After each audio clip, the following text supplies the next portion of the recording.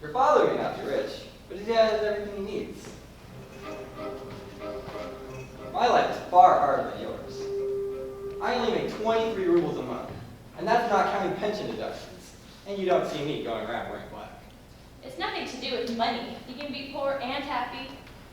You can in theory, but in practice there's this. There's me, there's my mother, there's my 2 sisters and my younger brother, and I make 23 rubles. We have to eat and drink, don't we? We need our tea and sugar, don't we? I need my tobacco, so there's not a lot of elbow room. The place doesn't. Yes. Miss Nina's going to be acting, and Constantine has written it. They're in love with one another. Tonight their 2 souls will unite in a single effort to achieve a single artistic goal. Whereas your soul and my soul share no common point of connection. I love you. I'm so obsessed with you that every day I walk 4 miles here and 4 miles back, and all I get from you is utter indifference. I quite understand. I have no money and a large family to support. Who'd want to marry a man who could hardly support himself? Don't be ridiculous. I'm touched by your love. It's just, I can't return it, that's all. It's so humid. I expect there'd be a storm tonight. And if you're not theorizing, you're talking about money, which, in my case, it'd be infinitely simpler to be a beggar in rags than to. Not that you'd ever understand.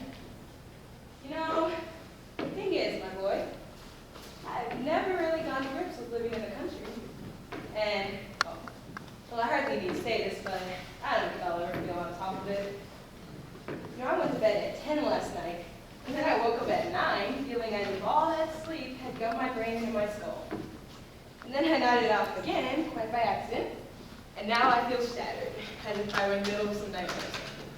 Yes, we'd be much better off in town. Oh, Masha, would you be so kind as to ask your papa to untie the dog? Last night it was howling and it kept my sister awake all night, again. Go ask my father yourself. I'm not going to. Please, don't ask me. Come on. You'll be sure to send someone for us in good time. That means the dog's gonna howl all night again. You know, it's all nonsense, really. I've never been able to live in the country the way I wanted to. Back in the old days, I would get a day or 2 off and come down here for a rest, you know what I mean? But there'd always be so many idiotic little problems to be dealt with. You wouldn't be here a day before you'd be desperate to escape again. But I've always been delighted to get away from this place. But now I'm retired. There's nowhere else for me to go when it comes down to it, so on we go, like or not. Go for a swim. All right, just be back in your places in 10 minutes. Just a sec. We'll be starting soon.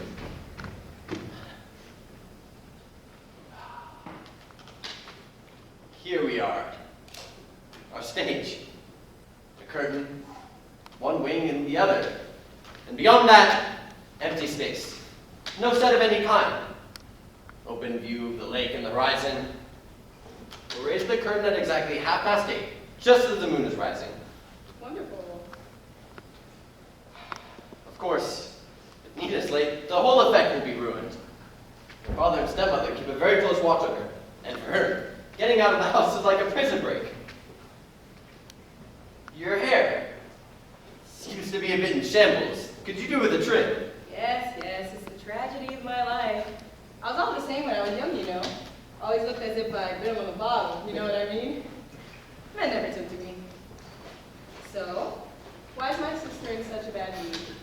Why? Because she's bored, and she's jealous. She's anti-me, anti-my play, and anti the performance, because Nina's in it and she's not. She hasn't even read it yet, and she already hates it. Oh, you're imagining it, honestly. She's angry that even on this tiny little stage, it'll be Nina's triumph and not hers. My mother's a real psychological curiosity. Undoubtedly talented, intelligent, capable of crying her eyes out over a book. She can rattle off the whole of Nekrasov by heart, or look after the sick like an angel. But just try praising Doucet in front of her. Huh! She's the only one you can praise. She's the only one you can write about.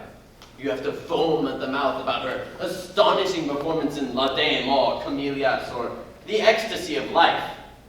But since there's no particular supply of this drug out in the country, she gets bored and irritable, and it's all our faults. We're all our enemies. Added to which, she's superstitious. She's scared of 3 candles and the number 13.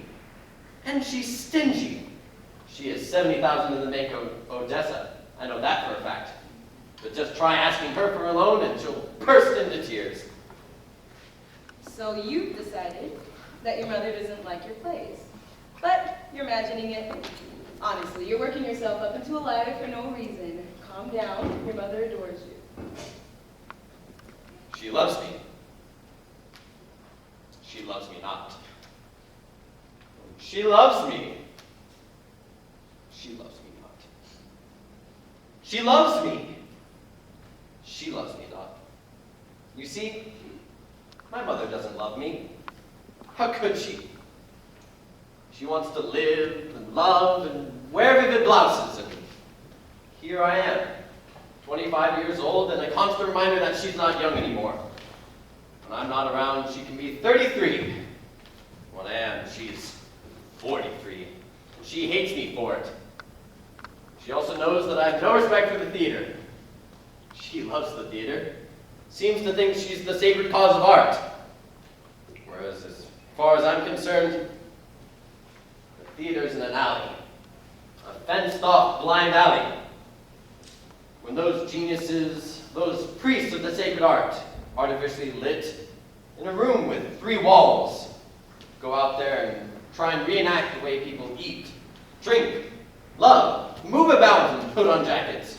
When they try and concoct some moral out of their crass, dreary lines, some petty, oversimplified moral, some one-size-fits-all moral, when I'm handed the same thing over and over and over again. Then I run for it. Run away like Maupassant ran from the Eiffel Tower, because its crass vulgarity was pulverizing his brain. Well, you couldn't do without the theater. New forms. We need new forms, and if there are none to be had, then we'd be better off with none at all.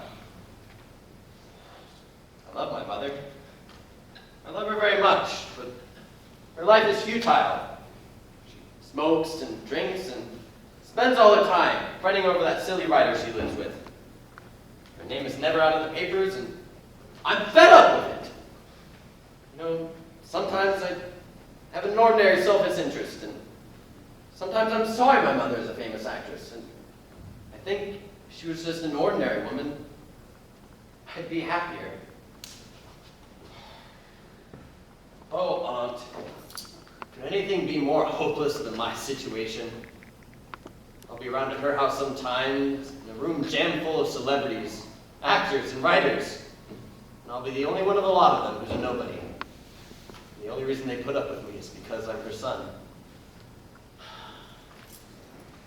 Who am I? What am I? I have no qualifications, no money, not one kopeck to my name. And according to my passport, I'm a petit bourgeois from Kiev.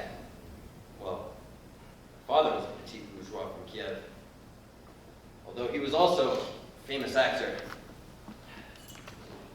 When those actors and actresses in that drawing room would turn their kind attention to me, it always seemed from their expressions that they were just gauging my insignificance. You could tell what they were thinking. It was painfully humiliating. By the way, that writer, would you mind telling me a little bit more about him? The man never opens his mouth, and I can't make him out at all. He's unpretentious, a bit, melancholy. He's not even 40, and his cup already runneth over. As for his writing, well, what can I say? It's charming. If you've read Zola or Tolstoy, you wouldn't want to read Trigorin. Well, my boy, back in my youth, I had 2 passionate desires. 1, to get married, and 2, to become a famous writer. Didn't satisfy either of them, but it would have been nice to become even a minor writer. You know what I mean? What's that? Someone's coming. My love. Even her footsteps are intoxicating. I'm deliriously happy. My spellbinder. Not my dream. Oh, I'm not late, am I? I know I'm not late. No. Oh, I've been in this state all day. I've been so terrified. I was afraid my father wouldn't let me come. He's only just gone out with my stepmother. The sky is red, the moon is starting to rise, and I spurred the horse on. I spurred it on. But I'm happy. My dear, your eyes. You look as if you've been crying. Not too good. Oh, it's nothing. Oh, look how out of breath I am. I have to leave in half an hour, so we'd better hurry. You mustn't keep me any longer, for God's sake. My father doesn't know I'm here. In fact, we should be starting right away. We have to fetch everyone. Oh, you know what? I'll go. Too sweet. You know, I once piped up singing like that, and a colleague of mine, prosecutor, said to me, "Wow, my excellency, I must say, you have a powerful voice." But then he thought for a while and said, "Powerful, but hideous."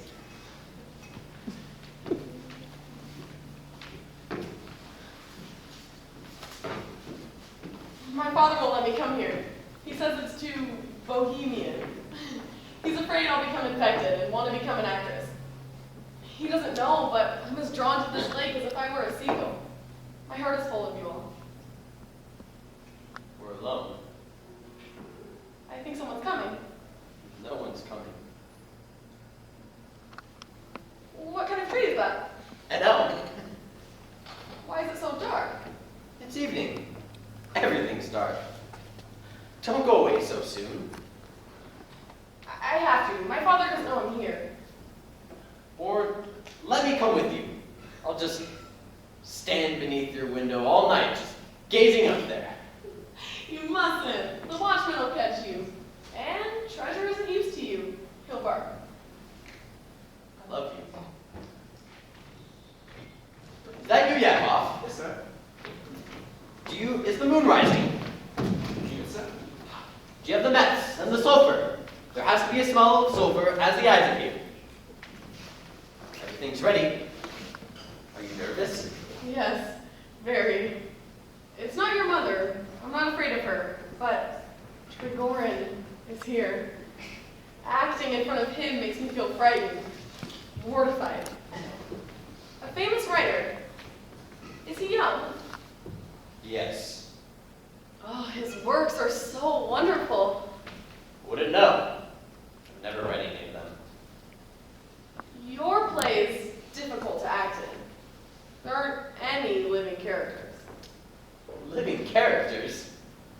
My dear, you have to portray life not as it is, not even as it ought to be, but as you see it in your dreams. Yes, but there's not much action, is there? It's just a whole lot of speeches. And I think there always has to be love.